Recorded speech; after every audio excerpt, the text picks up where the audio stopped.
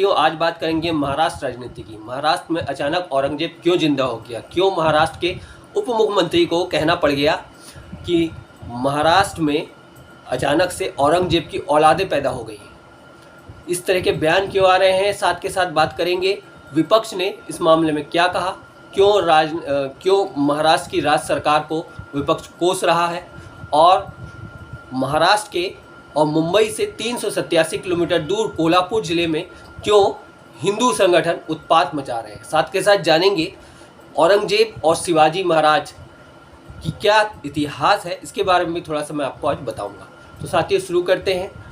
आप देखना शुरू कर चुके हैं गूंज लाइव न्यूज़ और मैं शिव सिंह आप लोगों के सामने नए वीडियो के साथ हाजिर हूँ। अगर हम कोल्हापुर की बात करें तो कोल्हापुर भारत के वित्तीय राजधानी मुंबई से लगभग 387 किलोमीटर की दूरी पर स्थित है और भारतीय दस्तकारी चमड़े की चप्पलों, कोल्हापुरी चप्पलों और इसके अलावा अनूठे स्थानीय गहनों के लिए भी प्रसिद्ध है। एक विशेष प्रकार का हार जिसे हम कोल्हापुरी साज कहा जाता है। साथियों, बात कर लेते हैं कोल्हापुर में उपजे विवाद की। दरअसल ये जो विवाद है, 6 जून की शाम को 2 नाबालिग युवकों ने एक रैली के दौरान औरंगजेब के जो पोस्टर है उनको लहराया और वो उसका वीडियो बना के इंस्टाग्राम में और सोशल मीडिया के अलग अलग अकाउंट में डाल दिया। इस दौरान 7 जून को अचानक से वो जो वीडियो था औरंगजेब के पोस्टर वाला, वो वीडियो वायरल हो गया। उसके बाद लगातार जो हिंदू संगठन है महाराष्ट्र में, वो जगह जगह ज़िले में कोहराम मचाने लगे और कई ज़िलों में उन्होंने तोड़फोड़ करी, आगजनी करी, कई दुकानें तोड़फोड़ कर दी। मामले को गंभीरता को देखते हुए महाराष्ट्र पुलिस ने 4 लोगों के खिलाफ FIR दर्ज किया और उन्हें जेल में डाल दिया। उसके अलावा बात कर लें कि कोल्हापुर के जो SP साहब हैं महेंद्र पंडित, उन्होंने बताया कि अभी तक 20 प्रदर्शनकारियों को हिरासत में लिया गया है, 6 लोग को जेल में डाल दिया गया है और मामला अब ठंडा हो गया है, ऐसा वहाँ के जो SP साहब हैं उनका कहना है। दरअसल ये मामला कहाँ से उपजा, इस पर मैं आपको बता देता हूँ। ये जो मामला है, ये महाराष्ट्र की अहमदनगर को जब से अहिल्याबाई नगर की घोषणा सरकार ने करी है, हालांकि इसकी कोई नोटिफिकेशन नहीं आई है, लेकिन घोषणा सिर्फ अभी हुई है। उसके बाद 4 जून को AIMIM के कार्यकर्ताओं ने एक रैली के दौरान में औरंगजेब के पोस्टर लहराए थे।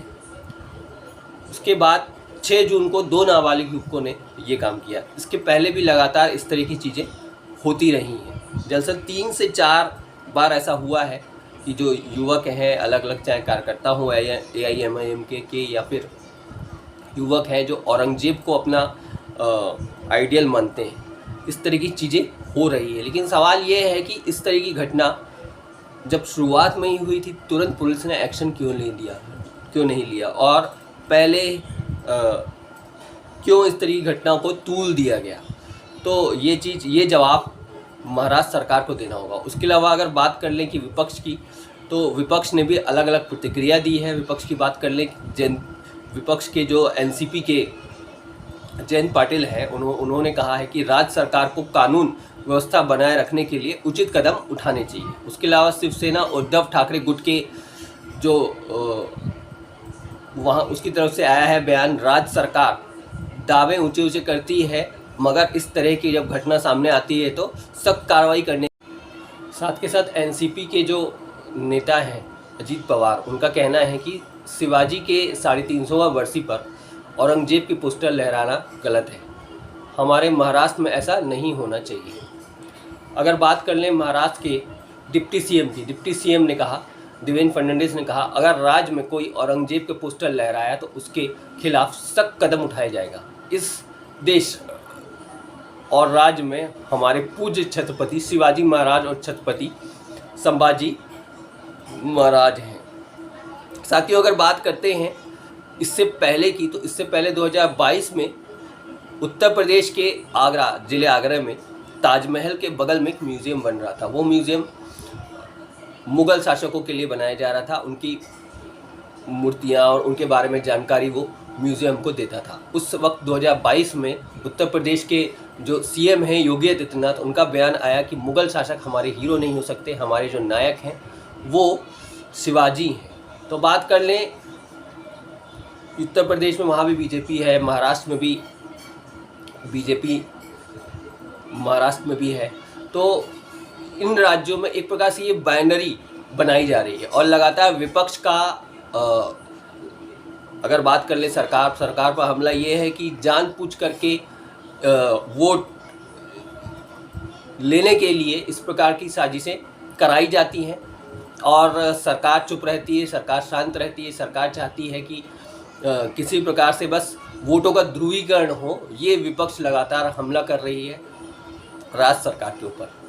तो साथियों, ये पूरा मामला था कोल्हापुर का। कोल्हापुर क्यों आखिर गरमाया हुआ है, क्यों जगह जगह महाराष्ट्र में हिंदू संगठन क्यों उग रहे हैं।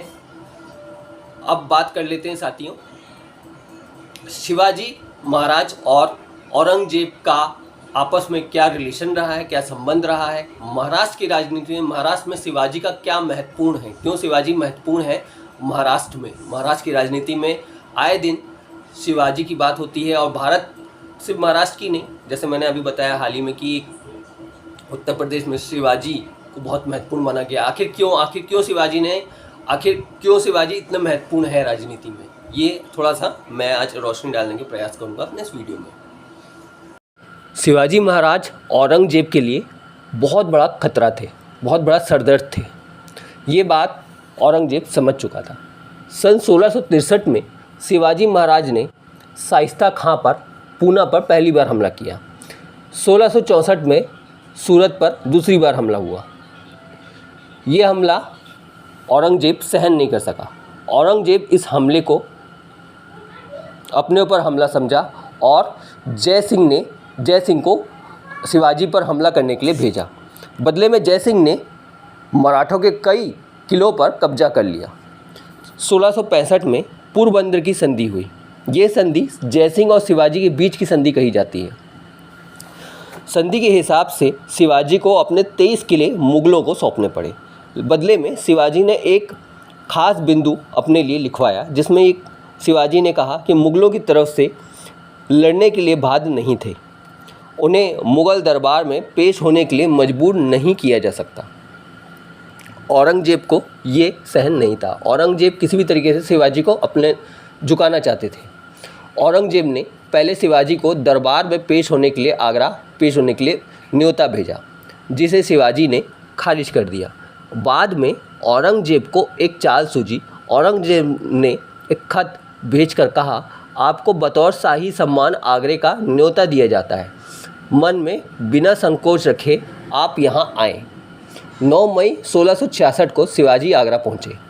12 मई 1666 को औरंगजेब के दरबार में शिवाजी हाजिर होते हैं। शिवाजी को उस दरबार के समय काफ़ी अपमान झेलना पड़ा। शिवाजी को तीसरे दर्जे के मनसबदारों के साथ खड़ा कर दिया गया, उन्हें अपमान किया गया। साथ के साथ बाद में उन्हें जयपुर सराय में नज़रबंद करा दिया गया।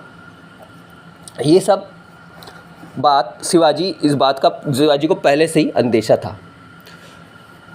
कुछ दिनों बाद शिवाजी की तबीयत खराब होने लगी। शिवाजी महाराज की तबीयत खराब से औरंगजेब घबरा गया। हालांकि कई हकीमों को उनके लिए भेजा, साथ के साथ दुआएं मांगी और कई मिठाई की टोकनी उनके पास भेजी। 19 अगस्त 1666 को जब वो शिवाजी महाराज ठीक हो गए तो उस मिठाई की टोकनी में छिपकर बाहर निकल गए। तो साथियों, ये थी कहानी, ये था रिश्ता शिवाजी महाराज और औरंगजेब के बीच का। ये थी कहानी औरंगजेब और शिवाजी के बीच के काफ़ी मुश्किलों भरा औरंगजेब के रहा है। औरंगजेब कई पार्टियां, कई राजनीतिक पार्टियां, एक प्रकार से औरंगजेब के लिए शिवाजी महाराज काफ़ी बड़ा चैलेंज रहे हैं। जो शिवाजी महाराज और औरंगजेब के रिश्ते रहे हैं, उसी रिश्तों के हिसाब से, अपने वोटरों के हिसाब से अपने अलग अलग तरीके से भुनाती हैं। आज हमने आपको बताया किस तरीके से महाराष्ट्र में वापस महाराष्ट्र जल उठा है। महाराष्ट्र में किस तरीके से औरंगजेब पर राजनीति गर्म हो गई है और उस महाराष्ट्र राजनीति में क्या हो रहा है, इसकी हमने अब जानकारी दी। साथ के साथ आपको बताया कि औरंगजेब और शिवाजी महाराज का क्या रिश्ता है, क्यों भारतीय राजनीति में बात कर लें अगर शिवाजी महाराज की क्यों महत्वपूर्ण है, खासतौर से महाराष्ट्र की बात करें तो महाराष्ट्र में क्यों महत्वपूर्ण है शिवाजी महाराज। आपको हमारा ये वीडियो कैसा लगा ज़रूर बताइएगा। साथ के साथ हमारे गूंज लाइव न्यूज़ को सब्सक्राइब करें, शेयर करें, कमेंट करें वीडियो कैसा लगा। फ़िलहाल के लिए इस वीडियो से मैं शिव सिंह विदाई चाहूँगा। आगे फिर नए अपडेट के साथ मैं शिव सिंह आप लोगों के सामने हाजिर होऊंगा। तब तक के लिए नमस्कार साथियों।